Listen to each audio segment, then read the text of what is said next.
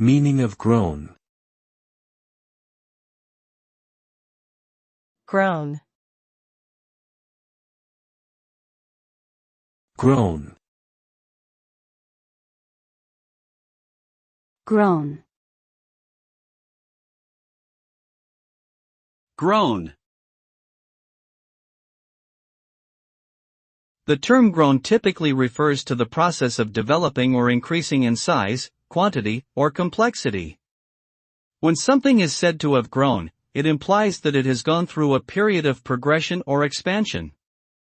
This can apply to a variety of different contexts, such as the growth of a business, the maturation of a person's character, or the physical development of a plant or animal.